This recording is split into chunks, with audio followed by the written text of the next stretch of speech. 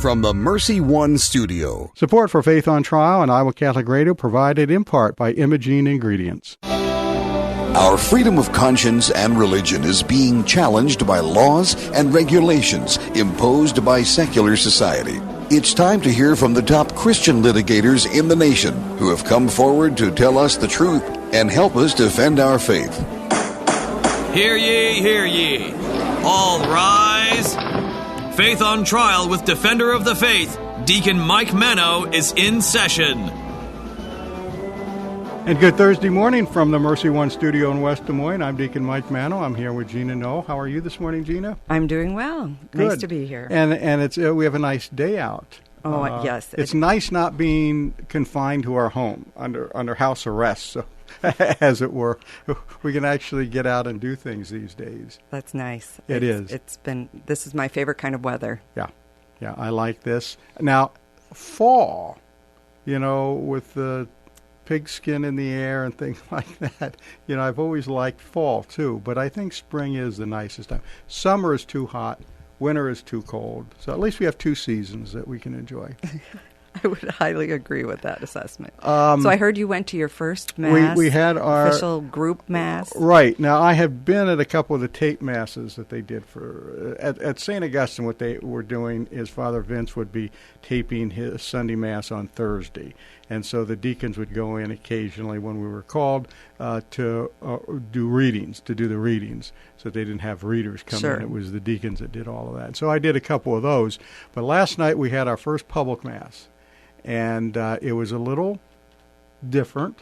The Father Vince and I sat across the room from one another. You were on the altar? Well, I was on the altar. I vested in heavy vestments, and it was hot in there. I should have just gone with the stole in the So there's been no people, and so they shut the air conditioning off. Yeah, so they shut the air conditioner off. Well, okay. It's only the deacon up there, so we can sweat him out. He needs to lose a few pounds for turn. But anyway, I did the readings, both the readings, because it was a weekday Mass, so there's only two readings, a Gospel and an Old Testament reading. So I did the readings, and then basically I just sat to the side. We didn't want to have a whole lot of contact on the altar. So Father Vince did everything. I didn't have to bring anything up to him. No altar servers or anything. And then there were not that many people there, so it was just Father Vince that distributed communion, and of course he put on the mask to distribute communion, as most of the people in the church had on masks, and then they pulled them down to get the host and consumed it. But it was a Mass, but it was not like any Mass that I had been to recently, other than sitting at home and watching them on TV. It probably felt very sparse, I imagine. Not very many people and very spread out in the congregation. Well, yeah, we have a lot of room to spread out, so we're not limited really to just a few people. So for communion, was everybody like 6 feet from the next person? Yeah, they kind of controlled them aisle? Coming in. There was just one line, and it went quite well. I would say there were enough people there that would have been there for a normal weekday Mass when I've been at the weekday Masses. More than for a communion service. Sometimes the deacons do a communion service. We haven't done one in a while, but it used to be, there wouldn't be a priest there on Monday, so we do communion services. Well, the attendance went way down on those. Going to just see the deacon distribute communion isn't a big deal. They want to go to the Mass. So it was about the size of a normal weekday Mass. Wonderful. Yeah. But it was nice to be back. It was nice to receive the sacrament, because we missed it. We have missed it. We have missed having that connection to our Lord. I noticed that our guest from last week was talking about the America Needs Fatima. America Needs Fatima, right. Mr. Ritchie. Yeah. He talked Robert Ritchie. He talked about rosaries being said at the capitals throughout the United States. And we're coming up. Yes, I heard that Iowa is this Saturday. Do you have the details? I've got it right there for you. Here, let's see. You brought this in. It says that the American Society for the Defense of Tradition, Family, and Property launched their Rosary Crusade to restore America to order. Now, that's the umbrella organization of America Needs Fatima. Oh, I see. Mm-hmm. I see. So the crusade travels with the statues of Our Lady of Fatima throughout the country. And this weekend plans to hold a rosary rally at the Des Moines Capitol. Sunday, June 20th at 4 p.m. We're asking... Is it Sunday or is it Saturday? I'm so sorry. It is Saturday June right. 20 at 4 p.m. Oh, I put in my calendar Sunday. Okay, Saturday, June 20, on the Capitol steps. We're asking Her Immaculate Heart, Mary, to triumph in America, to cover the country with her blessings. So if you need to learn any more, tfp.org, tfp.org. Will help you find more about the Rosary campaigns to restore America. She is the patron of the Americas and a wonderful person to ask to intercede for us at this time in the United States. Look what's going on. No better intercessor. When I do my weekly hour of adoration with my wife, I light 2 candles afterwards, one in front of St. Joseph, who is the protector of the church. With the church being in as much trouble as it is right now, sure. I ask him to, do your thing, St. Joseph, protect our church. We need you now. And then I light one in front of Mary, ask her, protect our country. Because if you look, there's very parallel things going on in the church and in the country as far as the polarization and all that's going on. And we need that to end.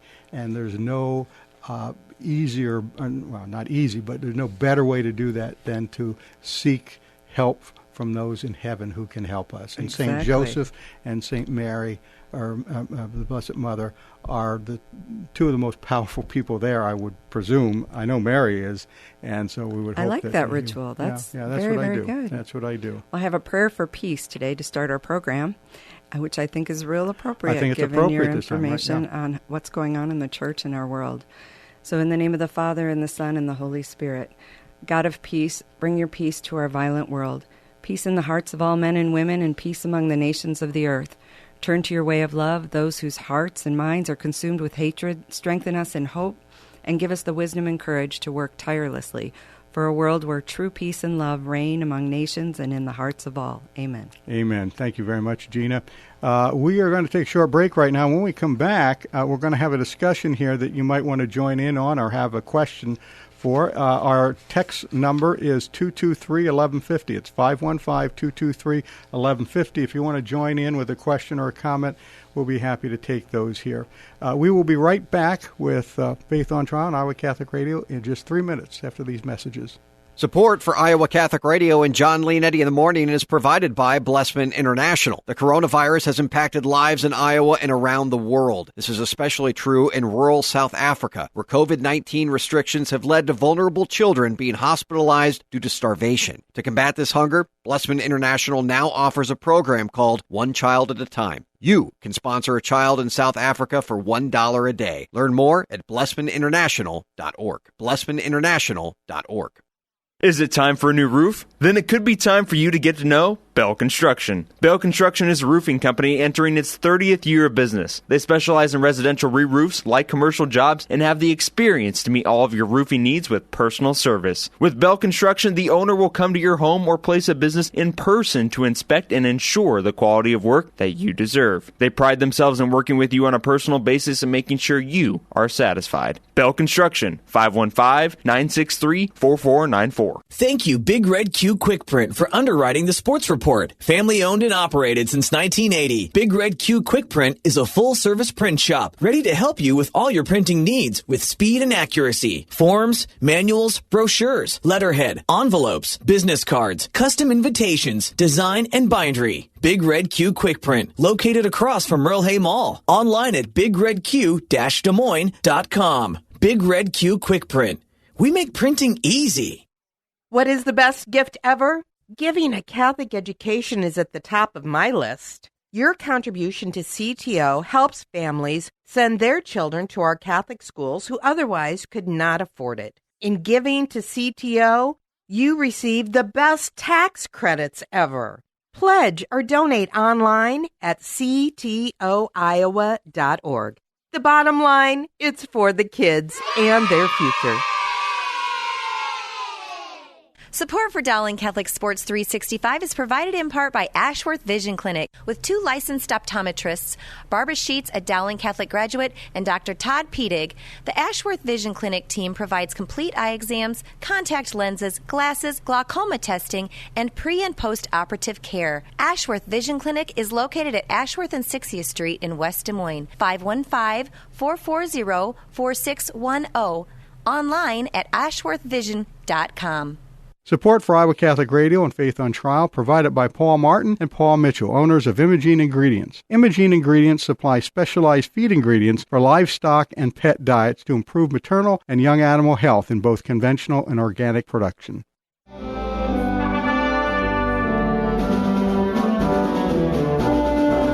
this is Faith on Trial on Iowa Catholic Radio, and we are back. And unfortunately, we had a guest that was scheduled to join us, Jamil Jaffer, who is a professor of law at Anton Scalia School of Law at George Mason University. But Jaffer was called out on us, and he had to go to another meeting. And yes, considering the fact that he's a former associate counsel to the President of the United States, I figure it's an important meeting, and so we won't. And we've had him here before, and he's a good guy. Faith on Trial isn't incredibly important, but we'll let. It was the Jamil top do of his priority list, but I understand, when the White House or whoever calls, President of the university, the right. President of the university, or the Pope, or somebody called him, and unfortunately, that was a last-minute cancellation for us. But we are here, and we can talk about some of the cases that he was going to talk about with us as they're getting ready for some more court cases. See, we're in that period right now where a lot of cases from the Supreme Court are being handed down. And there was one that was handed down this morning. I haven't got all the details on it, but it had to do with the DACA folks. The Dreamers. The Dreamers, that Obama had a executive order for, sure, and then Trump tried to redo that. And it sounds like, just a little bit I picked up on, Trump's order was thrown out because apparently procedurally it may have been done incorrectly. So we will see. I'll know more about that when I get home and can get on the internet and read this is one of the reasons we like to talk to Jamil, is because he understands the inner workings of what's going on administratively in the Supreme Court with this whole pandemic. They were shut down for a number of weeks and then decided to hear oral cases via phone, not in the court itself. So I was anxious to find out how that's all working for them. But they've issued a court case that was done. It was a go to meeting thing. Done with the judges. And what happened was the 3 attorneys that were there, we also could see ourselves in the little pictures on the screen, and then the judge was there and the witnesses were there. And fortunately, it was a non-controversial thing. Everybody kind of agreed on what needed to be done in that case.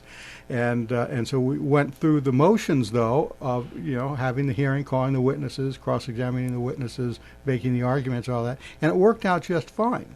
It worked out just fine. As long as technology is participating. But then yesterday, cooperating. At home, our computers went down. Something, I think, with CenturyLink. Everything went down. The phones went down. Everything went down. And when things like that happen, I guess you're at the... That's right. So that's what I wanted to know, how that was all working out for the... but we'll have him back to talk about that. He's a good guy. He will be back. Yeah. The case we were going to discuss with him deals with employment by religious organizations. Right. The oral arguments were heard a number of weeks ago in one of the first telephonic oral argument cases. Our Lady of Guadalupe and St. James School. Right. They combined 2 cases. Right, and just as the case that they handed down on Monday about the gay rights in employment and that was a consolidation of 3 cases. And that's what the Supreme Court would do many times, is they'll get very similar cases that will come up. Sometimes they're there because there's a split in the circuit. The circuit courts of appeal, which are the level courts below the Supreme Court, have divided in how they handle similar issues. And so the Supreme Court will consolidate those cases, bring them up for the Supreme Court. The idea there is then you get a uniform application of the law throughout the country. If you allow these Court of Appeals cases to stand, and they're all standing for different propositions, then you have what may be legal in the Fifth Circuit is not legal in the Eighth Circuit. So you have a country that's divided up and their different laws apply, or the same law applies differently in different places. So that's one of the things that the Supreme Court will look at when they're deciding whether or not to take a case, because the Supreme Court doesn't have to take a case. Exactly. And so they will look, and if there's a split in the circuits, then it's more likely, I think, that they will take your case so that they can combine those and give a uniform legal application across the country. So, and I think these cases that the cases that you're talking about, I think both came from California. The cases that we had on Monday came from different circuits. Yes. All right, but these two cases that you're talking about had to do with whether or not a private, or in both cases a Catholic school, can terminate teachers from their positions, sure, without going through, I don't want to say due process because it's not a due process issue, but in violation of other civil rights statutes. Okay? Exactly. So, in other words, a question will come up, and I don't think this is involved in either of these, but the question will come up, what happens if you have a teacher in a Catholic school that now decides that he is really a she and comes to school dressed as a woman and wants to teach that way? Well, there are laws that, and as we found out on Monday with the Supreme Court decision, there are laws that protect that person with their status as transgender or gay or homosexual, whatever, that they can be protected. Are those same protections in place for parochial school right. Teachers and staff members? And thus far, the courts have ruled on what is known as the ministerial doctrine. In other words, if these people are considered ministers of your church, then the court has no say on who you hire or who you fire. None of these protections apply, okay? Because your church is entitled to choose its own ministers. But only based on the teachings of the faith, or... Right. Okay, so... But see, based on race, could someone be fired under those? Well, here's the tricky part of it. The court is not going to get in to determine whether or not what you're claiming is actually correct in your faith. Right, exactly. I understand that. So what's going to happen then is the question is going to be when this person shows up to teach and he is now dressed as a she, does the ministerial exception apply or not? I see. So, and that's what the arguments a few weeks ago dealt with in this case of Our Lady of Guadalupe and St. James School out of California. Right. When they let two teachers go and right. the teacher sued. In both those cases, as I recall, and I think you've got them in front of you, in both those cases what had happened was teaching contracts were not renewed. And they are claiming, the plaintiffs who are suing the schools are claiming, you're not renewing our contract because I forget, one was ill and it was an age thing, and I don't think we had anything to do with lesbian or gay or transgender in these cases. But they were both let go, and as I recall in the cases, both of them had teaching contracts that were like year-long contracts, right. And then in both cases they were not renewed. Now, the background in those cases are that some courts have held that you have a property interest in a year-to-year contract that's renewed every year. Once that contract's been renewed a couple of times, kind of on an automatic basis, you've got an interest in seeing that contract is renewed, and it can't be not renewed for improper reasons. Okay. Because of the sex of the person or the age or the whatever. So this is where these cases are coming from. The schools are coming back and saying, wait a second, we have a ministerial exception here because these people are involved in teaching catechism, in effect. Right. And ministering to the faith. Right. And as somebody who is teaching catechism, they're ministers, of our faith. And there have been cases that have come up before where the people are clearly designated as some type of a minister. And this happens a lot in Protestant churches, where they will have, well, this person, we're going to consider this person to be the youth and evangelical minister, Sure. or this person is going to be the junior pastor or whatever. And so they have titles. In the Catholic Church, we don't have titles for these people. They're just teachers. Questions going to come up later. Well, what happens if this person is the janitor? Is that are we considering that person to be a minister too? Sure. And so that's what these cases revolve around. And it looked, at least until this past week, that the schools are probably going to win on these things. Okay, because there is a component in each of these cases where these people are involved in teaching faith. May only be, one block of instruction a week that they're teaching, sure. But they're still involved in teaching faith. And if they're doing that, then they should be considered ministers. And if they are ministers, then that's up to the church, not to the courts to decide. And that's been the rule thus far. And so there's, I'm hearing you say there's kind of a dual purpose to this particular case. Who is a minister, and can you elect not to renew a contract or to fire someone based on their efforts in following the faith? Right, and I think in one of the instances they had determined that the person, while they were doing their job, wasn't doing it very well, and the kids that were in that class of instruction were falling behind other classes. So there was a pragmatic reason for that. But the effect of the case will be precedent for a realm of reasons to take a minister of the church, quote unquote. Well, and the ministerial exception has been precedent, okay? But it's what kind of exceptions may they want to carve out of that? It's just like Roe versus Wade. That was the precedent of the Supreme Court. What do you see happening to that? Well, over the years, there's been a little chip here and a little chip there, and so there's exceptions. And at some point in time, when you're overturning Supreme Court precedences, you're doing it mainly through chipping away, so where the exceptions then take the place of the rule. I see. And so a janitor, we talked about in prepping for the show, if a janitor is not representing the Catholic faith while he's or she's ministering to the building and the students in the building, they could be let go under this ministerial exception. Well, that's going to be something that's going to be argued later. But my first response to that is the school itself is the ministry.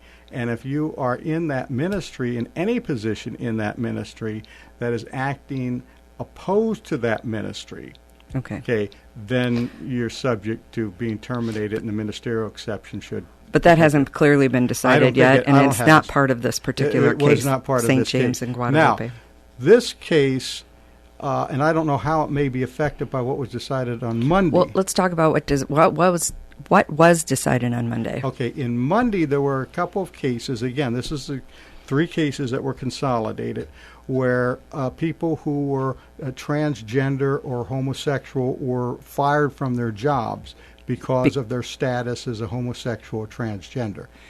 In 2 of the 3 cases that came up, I think it was pretty clear that the employer was wrong, and that just because a guy, and one of them, they found out about his homosexuality because he played for a gay men's softball league or something like that.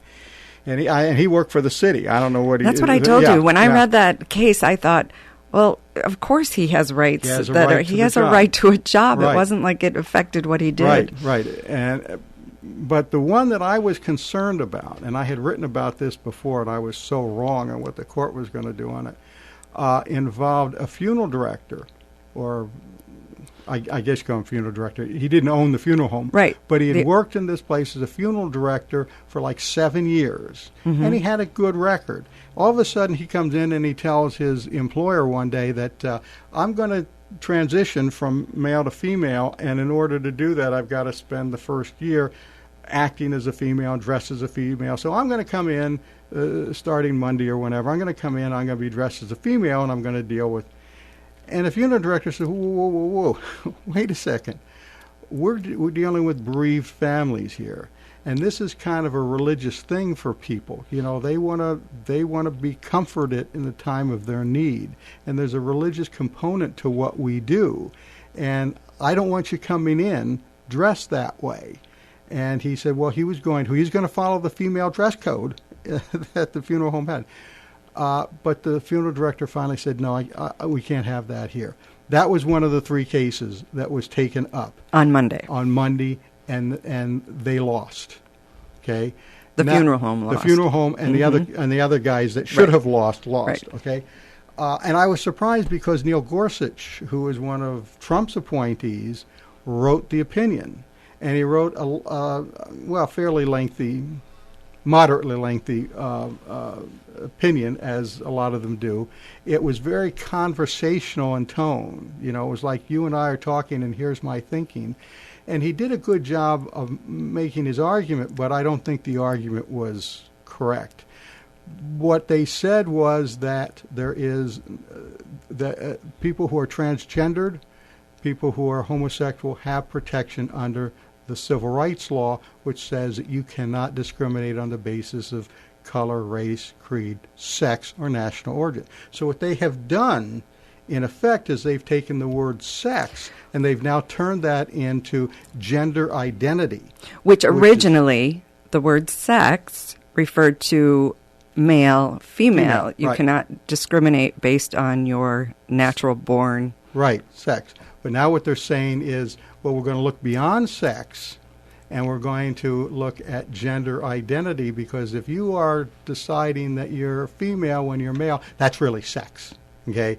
And so they've expanded the version of it. Now here's the troubling aspect of that case, is that in the Civil Rights Act that they were referring to, there have been numerous attempts by Congress to amend the law to say sex included or did not include gender identity. None of those cases or none of those bills passed. And so Congress itself never amended the law to include gender identity, transgenderism. Right, they've been trying, but it has not been successful. And so you would think now that the court would sit there and say, wait a second, this is what Congress said in 1964, sex. Now they've tried to amend it so sex means something else. They didn't, so now we're supposed to change it, and that's kind of exactly what they did. And that case is going to be problematic. But they specifically pointed out that this does not affect the case that we began this conversation with, because it didn't address the exceptions for religious liberties. But Gorsuch did point out that the case with the funeral home, they did argue that unsuccessfully, which, well, why aren't we looking at that again? Why aren't you reviewing that? Right. But anyway, that's what we have, and so we'll have somebody next week, and we're going to talk further on this particular case. Excellent. All right. Well, that takes care of our first guest, I guess. And so what we're going to do is we're going to take a little break right now. We're going to come back with our next guest in about 3 minutes. This is Faith on Trial on Iowa Catholic Radio.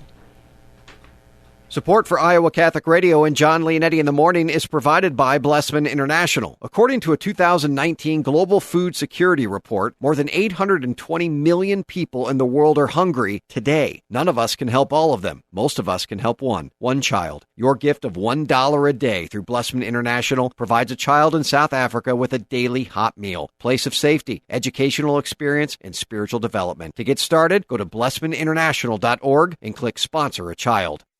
Is it time for a new roof? Then it could be time for you to get to know Bell Construction. Bell Construction is a roofing company entering its 30th year of business. They specialize in residential re-roofs, light commercial jobs, and have the experience to meet all of your roofing needs with personal service. With Bell Construction, the owner will come to your home or place of business in person to inspect and ensure the quality of work that you deserve. They pride themselves in working with you on a personal basis and making sure you are satisfied. Bell Construction, 515-963-4494. more. The American Society for the Defense of Tradition, Family, and Property has launched a Rosary Crusade to restore America to order. The Rosary Crusade travels with statues of Our Lady of Fatima throughout the country with plans to hold a Rosary Rally in Des Moines this Saturday, June 20th at 4 p.m. on the Capitol steps, asking her Immaculate Heart to triumph in America and asking her to cover the country with her blessings. Learn more about the Rosary Caravan at tfp.org and search for the Rosary Campaign to Restore America. Support for Dowling Catholic Sports 365 is provided in part by Ashworth Vision Clinic with 2 licensed optometrists, Barbara Sheets, a Dowling Catholic graduate, and Dr. Todd Pedig. The Ashworth Vision Clinic team provides complete eye exams, contact lenses, glasses, glaucoma testing, and pre- and post-operative care. Ashworth Vision Clinic is located at Ashworth and 60th Street in West Des Moines. 515-440-4610. Online at ashworthvision.com. Thank you, Dental Associates, for underwriting Dowling Catholic Sports 365. With over 40 years' experience, Dental Associates is a group dental practice with the mission of promoting optimum health and well-being to all patients, providing preventative, restorative, and cosmetic dentistry for the entire family. Message underwritten by Dr. Kenton Gleichman, Dr. Steve Karbaka, Dr. Christine Mulcahy, and Dr. Ben Nagel. Dental Associates, addressing your smile, needs, and dreams. Online at DesMoines-DentalAssociates.com. Here's your forecast on Iowa Catholic Radio. Hot this afternoon. We'll be in the upper 80s with sunshine, and then we have a cold front that'll be arriving by late tonight, bringing some showers and thunderstorms. Our low in the upper 60s. It'll be a lot cooler tomorrow. Scattered showers and a few thunderstorms, cloudy skies, and our high in the upper 70s. The weather is brought to you by Divine Treasures, a Catholic book and gift store serving the Des Moines community for over 25 years. I'm meteorologist Steve Hamilton on Iowa Catholic Radio.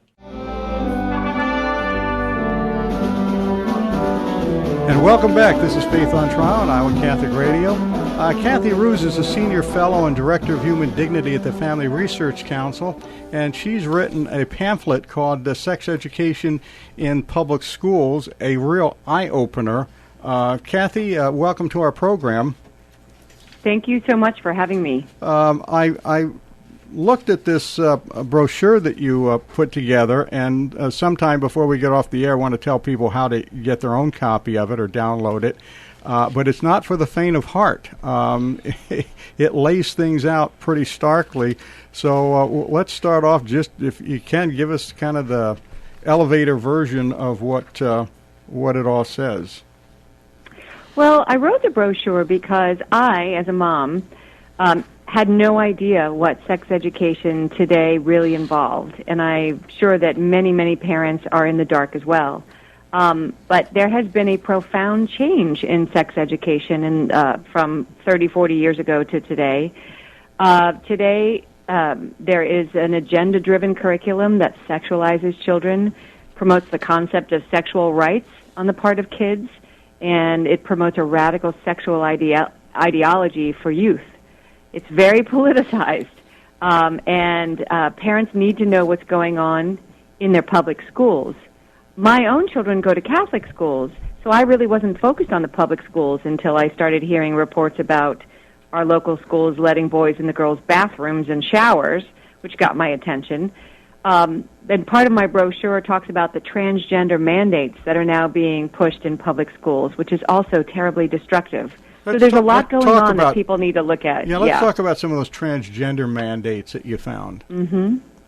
Yeah, well, what's happening is these national and international pressure groups are pushing public schools to change their policies so that they will have a quote-unquote safe environment for all students. And some of those policy changes are terribly harmful to kids. One of them is school-wide affirmation of a child's transgender identity, which really means everybody in the school, teachers and students alike, must lie to a child who might be confused about his sex and tell him he is the opposite sex.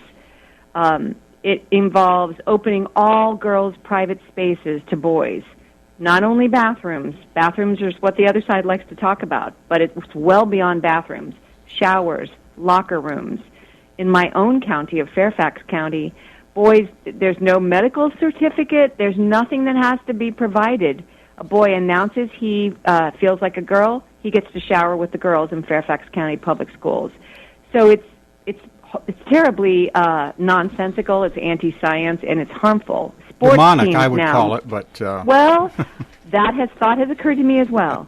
Sports teams, I've heard parents pleading with the school board in my county to protect their petite daughters from having to face off against larger, stronger boys on the sports field. The school board turns a deaf ear to that. And then finally, the use of pronouns, which I hope to have a little time to talk with you about today. The pronoun police is a very serious, serious matter for all Catholics, all Christians, all people of any religion. Go ahead. Tell us a little more about the pronoun and the police. reason is, yes, when schools force Christians to use false pronouns for others or to announce their own pronouns as if there are other options that would be used, what that's doing really is forcing Christians to deny the purposeful creation of God. It's forcing Christians to deny God himself. And it's a forced conversion to another religion, is my position, to a sexual nihilism that Catholics don't believe. I'm Catholic. No Christian denomination believes in this. Well, there's some maybe. I shouldn't say that. I can't speak for what all denominations we know who that they call are. themselves Christians. But right, okay, but you know what I'm talking about. Yes. This is not what we believe. And so forcing kids to make those kinds of acclamations is really a forced conversion. It's horrible. And I love your description that it's another religion, and words matter. If we're not learning anything these days, it's definitely that words matter. Words matter, and we have words being erased from curriculum. Like the words male and female are being erased from sex ed curricula and replaced with a phrase called sex assigned at birth, which is nothing more than transgender propaganda, and it promotes the idea that children could be born in the wrong bodies, which is demonic. I had no idea they were doing that in the curriculum. Assigned at birth, not identified at birth, but assigned at birth. Yeah, assigned at birth, changeable. It all supports the idea that that you don't have a real sex, that you can choose your sex, you can change your sex, that girls can have a penis, that you can be born in the wrong body. Some people say, and I think this is right, well, the American College of Pediatricians calls it psychological child abuse, and I believe they're 100% right if you're teaching kids this kind of thing. And it's also certainly to get kids off balance and to tell them they can't trust reality, they can't trust anything they see with their own eyes, nothing is real anymore. It's a sinister propaganda effort, and it is being backed by really powerful, really rich organizations like the Southern Poverty Law Center, for instance. Oh, like we know those folks. Right. And the Human Rights Campaign and Planned Parenthood. All of these groups are now in the sex ed racket because it is a tool for them to change the culture of a school radically and really to change the understanding of the human person. Well, and so it's way bigger than just sex ed. Yeah. Yeah. A lot of these issues we've noticed when we study them closer are promoted because of money. And these organizations are able to raise grand amounts of money by getting on the train and moving along with the culture. Yes. And there's another actor that people might not suspect is sinister, and that is the National Education Association, the nation's largest teacher lobby. I've just learned recently promises money to schools if they set up clubs for students called GSA clubs, which used to stand for Gay Straight Alliance, but now they've changed to Gender Sexuality Alliance. These clubs are ground zero for recruitment of kids into these lifestyles. They're poisonous to a school's culture.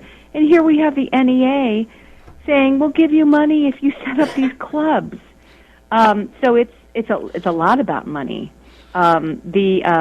Teaching Tolerance, the SPLC, has mailed a packet to every single principal in the nation called Best Practices, and it teaches principals how to make sure that your prom is trans-inclusive and how to have a queer school culture.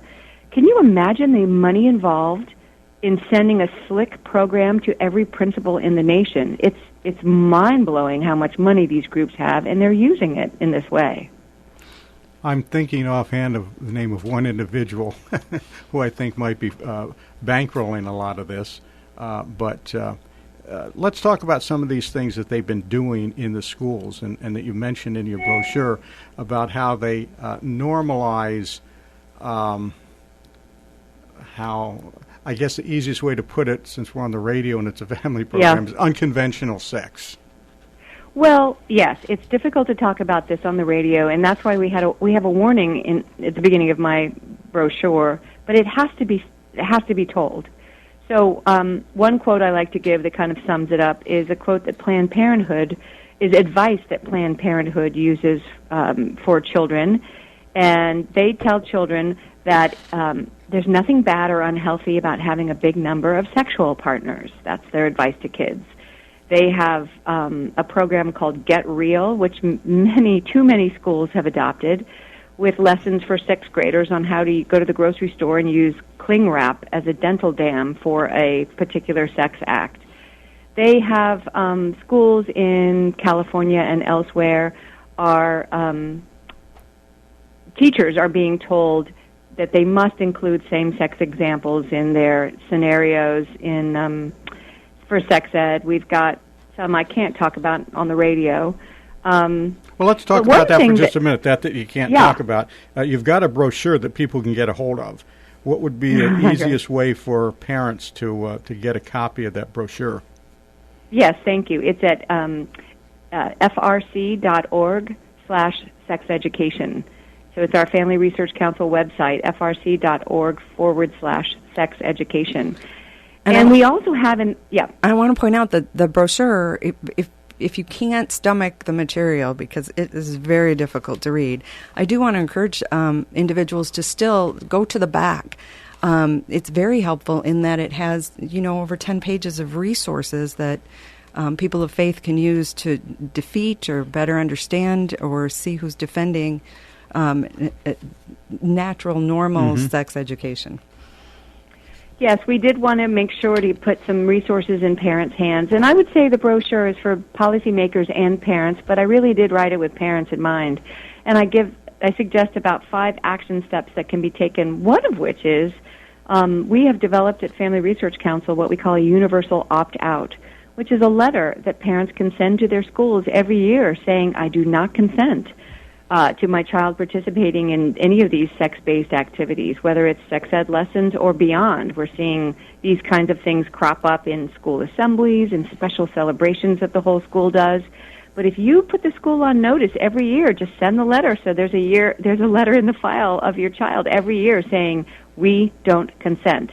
That's going to send a strong message, and that gives you something to go back on if the school doesn't obey your wishes as a parent. Now, there are some districts that have been telling their students that you don't tell these things to your parents. I think there was a case in Washington State where they told them, you don't tell your parents what's going on, but if you feel that you're a girl instead of a boy, we'll call you by whatever name you want during school hours, and we'll call you she instead of he, or whatever gender designation pronoun you want to use, but don't tell your parents. Have you found some of that too? Absolutely, and the Human Rights Campaign puts out sample model policies that tell schools to do things that way, as does GLSEN, the Gay, Lesbian, Straight Education Network. Even admitted to the Washington Post that their transgender mandate policies, that they consider schools in California and Virginia their laboratories for these policies, which I like to cite all the time because I say that makes kids the lab rats. And that's exactly what's going on with some of these things. It's a social experimentation on other people's children. In Fairfax County, where I live, only one school board member had a child in the public school system when they decided to impose all this on the kids. So they really are experimenting with other people's kids. Have you found at all that any of these curriculums that are over the top with information that is not age appropriate, do any of them also include tools that help the students learn to avoid or postpone being sexually active? Well, that's a great question. Most states, by state law, actually require that any sex ed program include the abstinence message. But just because it's in state law doesn't mean that the people writing the lessons or providing the lessons are going to honor that law. And we discovered here in Fairfax, and this is not the only place, that parents see a summary of a lesson that's called abstinence, and in fact, the summary in Fairfax even says that students will be learning about abstinence until marriage. But when we went to look at the actual script of the lessons, the word marriage doesn't appear anywhere, even once, and instead, the lessons are telling kids to wait to have sex until their next steady boyfriend or girlfriend. The language they use is, quote, the best choice for teenagers is to abstain from sexual activity until they're in a mutually monogamous relationship, end quote. So what is a 13-year-old what's the takeaway there? I mean, it's outrageous. So this is, parents are being deceived, and they can't rely on the summaries that are being made available to them about the lessons. They have to read every single word. They have to watch every video and look at every slide to see what's going on, and that can be difficult. In my county, there are over 70 hours of sex ed per child. 70 hours that every child has to endure in the public school systems here. Can you imagine the mischief that's going on with that many hours? So yes, it's loaded up with a bunch of junk. And what I've come to believe, I hate to say it, but that the people promoting this really see the parents as the enemy. You feel like you're the enemy, just trying to get in and find out what's going on, and they don't want you to know. So it's terrible, and that's why it's just past time for parents you've got to dig into what's going on. At your local schools, we're all paying for this. Every bit of what's in my brochure that's so difficult to read is being paid for by you and me. Even if we don't send our kids to those schools, we're sending our tax dollars there. Sure, so it's important to be involved. I think it's important for every parent to get a copy of this brochure. I will tell you, though, that it is difficult to read, especially if you have any sensibility about you for some of this stuff. What she's pointing out in this, and we kind of knew that a lot of this was going on, Gina, because you and I have had. Well, I thought it was just in the California schools, we thought it honestly. Just in California or on the coast. No, it's all over, and it's sickening. But every parent, I think, Cathy, regardless of whether they have a weak stomach or not, this should be required reading for them. They should know exactly what is going on, because it's their children, it's the next generation that's being corrupted by what really is a demonic movement, I think. Well, and it's abusive. I think it's abusive to the children.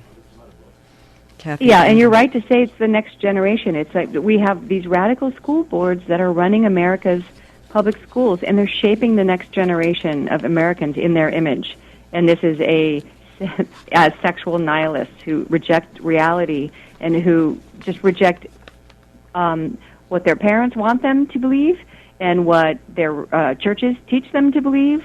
So it's really undoing a lot of what parents believe is important for their kids. So it couldn't be more important. Even if the student is well catechized and well educated in his faith and his ability to understand sexual reproduction, they can't speak up. They can't contrast what the teacher is telling them. They're shut down. And you'll see. One of the things I learned is just the whole concept of allies. Students are really pushed to be allies of LGBT students. And so there's a strong, I've got examples of posters that the NEA wants to see on every classroom wall that basically says if you're not an ally of the transgender movement, you're a bully. Yeah. And the kids, all of this is really hard for kids to process at that age. They don't want to be mean. They don't want to be seen as a bully. There's great pressure for them to declare themselves an ally of all of this, even if they're not themselves experimenting that way. Cathy, before we go, and we're getting short of time here, why don't you give us that website again where people can get the bulletin and download it? Yes, thank you. And it also includes the universal opt-out, so people just know that that's there as well for you. and it's frc.org/sex education. Thank you very much. And sorry we're out of time. We'll have to have you back later and see how this is all playing out. Cathy Ruse, Senior Fellow and Director of Human Dignity at the Family Research Council. Thank you very much for being with us today. This is Faith on Trial on Iowa Catholic Radio. We'll be back in 3 minutes. What is the best gift ever? Well, some might say a Catholic education, and I agree. But if you think you can't afford Catholic education, think again. Apply for CTO, and you could receive up to half your tuition for kindergarten through 12th grade. More information is online, ctoiowa.org.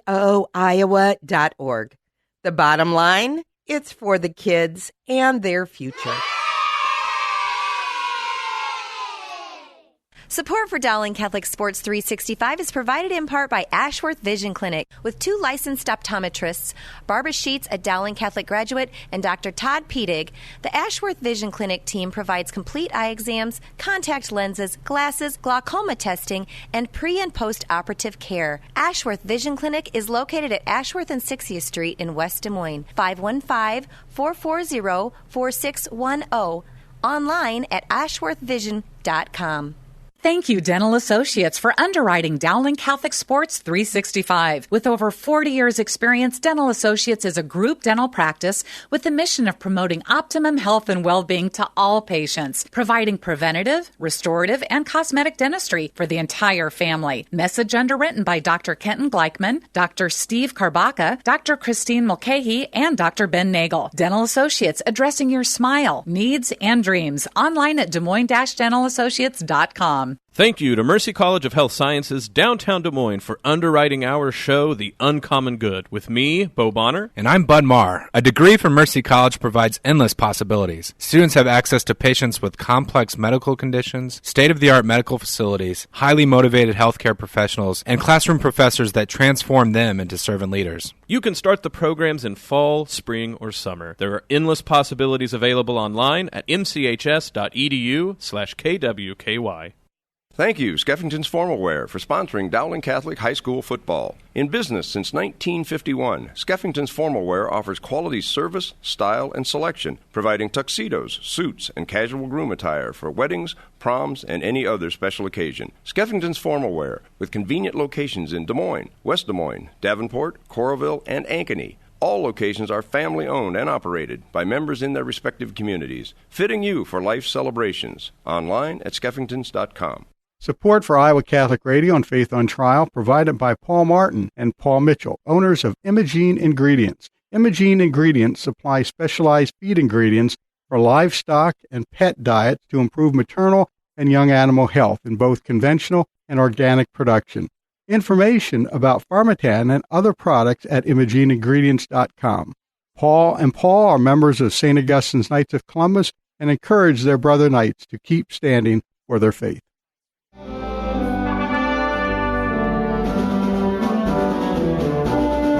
And welcome back. You're listening to Faith on Trial on Iowa Catholic Radio. And Gina, we had quite a program today, especially with Cathy. Yeah, exactly. The Supreme Court is just so busy right now. So many issues coming out of there with their backlog, and then the deadlines coming up through the summer. And we're used to these caseloads coming down and decisions, a flood of decisions. But many of them affect us as people of faith. Oh, absolutely. They do. They do. And then speaking of legal cases, Cathy's describing the craziness of sex education in the schools, and there's tens of thousands of school districts throughout this country, and they're probably all doing something a little different, but it sounds like there's an organized effort to make them more uniform. Well, and there's a rift of this going on, and a lot of it is political. We know this is a reflection of what normalizing the unnormal. Yeah, that's right. That's a good way to put it, I suppose.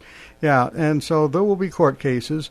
As we were talking about in the break, I think what will happen is you will find that as these, and we've seen cases before on these issues, I think what happens is the courts are reluctant to micromanage curriculum. But I think if you have the right uprising, among the populace, you will find courts that will tend to want more transparency in these matters. So things may not be kept from parents as they are now. You know, we had the case out in Washington where they were telling the students, don't tell your parents this. And, of course, as soon as you say don't tell your parents this, and obviously one of the kids is going to tell their parents and the world is going to explode on them. But you'll get somebody like the mass resistance folks that will, you know, take the bull by the horns, and they will pack the school board meetings and that and sue. And make a move. But eventually there'll be a case, I think, that will really make this a little bit more uniform, don't you? I hope so. I hope so. But there again, local schools are local matters, and courts don't like to micromanage things. So, do you ever see these curriculums seeping into our Catholic schools, portions of them, or watch Canada? Some of that is seeping into the Canadian Catholic schools because it's mandated by law, and it's either that or get shut down. So this is an area we do have to watch. We do have to watch. Well, good that we brought it to the attention of our listeners. I'm glad we did. Download that brochure. If you have kids in school, or if you just know kids in school, or you're curious, download the brochure. It's eye-opening. All right, we have to call it quits right now. We're out of time, so let's end with our prayer. And we really need this prayer to St. Michael. Ask him to help us with the school. St. Michael the Archangel, defend us in battle, be our protection against the wickedness and snares of the devil. May God rebuke him, we humbly pray. And do thou, Prince of the heavenly host, by the power of God, thrust into hell Satan and all the evil spirits who prowl about the world, seeking the ruin of souls. Amen. Well, for Gene Deneau and myself, thank you for listening. Join us next week for another edition of Faith on Trial on Iowa Catholic Radio. Until then, have a blessed and peaceful week. Our freedom of conscience and religion is being challenged by laws and regulations imposed by secular society. Faith on Trial with Defender of the Faith, Deacon Mike Mano. Faith on Trial, Thursdays at 10 a.m. on Iowa Catholic Radio, iowacatholicradio.com, and the Iowa Catholic Radio app. Support for Faith on Trial and Iowa Catholic Radio provided in part by Imogene Ingredients.